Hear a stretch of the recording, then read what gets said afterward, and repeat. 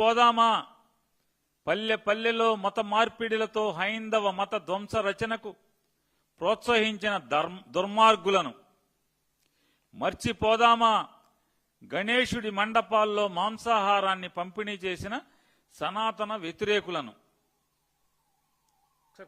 Closeup లో కుదిరితే మాధవ్ గారు కష్టపడి ఆయన రాసి టైప్ చేసుకుని పెట్టుకున్నటువంటి పోస్టు.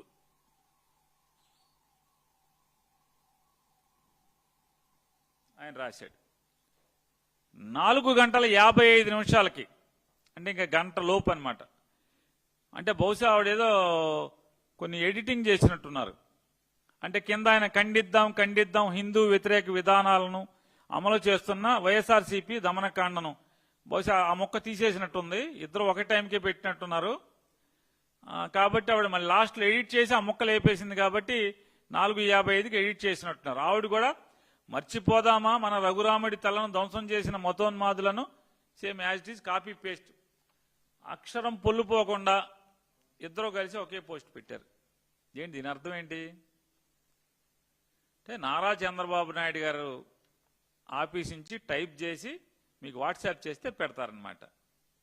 ఇది మీ దిక్కుమాలిన పార్టీని నడిపే విధానం. మీరు దాని బదులు పవన్ కళ్యాణ్ గారు లాగా అద్దెకిచ్చేయచ్చు కదా పార్టీని. ఆయనకే దమ్ముగా నన్ను అద్దెకిచ్చాను రా బాబు అని చెప్తున్నాడు. అలాగే ప్రవర్తిస్తున్నాడు. మీరు కూడా మేము భారతీయ జనతా పార్టీని కూడా షామియానా కోర్టులో షామియానా లాగా లేదా కుర్చీలాగా అద్దెకిచ్చామని చెప్పండి చంద్రబాబుకి.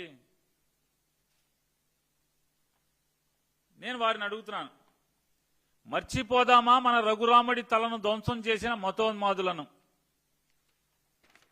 ఎవడు మీరు మర్చిపోవద్దు. కానీ మీరు మర్చిపోయిన విషయం ఏంటంటే ఆ రఘురాముడి తలను ధ్వంసం చేసినవాడు ఎవడు? మీ కూటమి సభ్యుడు. మీ కూటమి సభ్యుడాడు. ఇది మర్చిపోయారు. రఘురాముడి తలను మేము మర్చిపోమని చెప్పలేదు ఎవరు. అక్కడ రఘురాముడి విగ్రహం మళ్ళీ కొత్త విగ్రహం వచ్చేసింది. మరి ఈయన మర్చిపోయారు ఎందుకని? ఇది ట్వీట్ చేయరా? చంద్రబాబు రాయలేదా? ఇది చంద్రబాబు రాయలేదా మీకు? రామతీర్థంలో కొత్త విగ్రహాలు,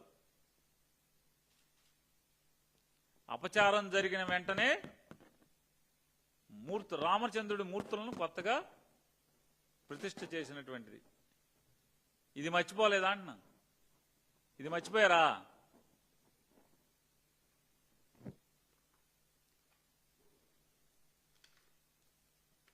మర్చిపోదామా నారసింహుడి రథాన్ని ధ్వంసం చేసిన మూర్ఖులను.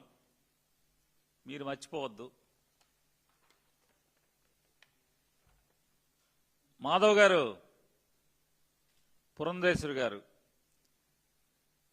మీ ఆధ్వర్యంలో, మీ అమిత్ షా గారి ఆధ్వర్యంలో నడుస్తున్నటువంటి సిబిఐని ఎంక్వైరీ చేయమని చెప్పని మా ప్రభుత్వం అప్పచెప్పి సంవత్సరాలైంది. నారసింహుడు రథాన్ని ఎవరు అగ్నికి ఆహుతి చేశారో, ధ్వంసం చేశారో అని ఇంతవరకు సిబిఐ దాని మీద క్విక్ మంటల. మీదేగా గవర్నమెంట్, పట్టుకోరా? ముద్దాయిని పట్టుకోరా అంటున్నా.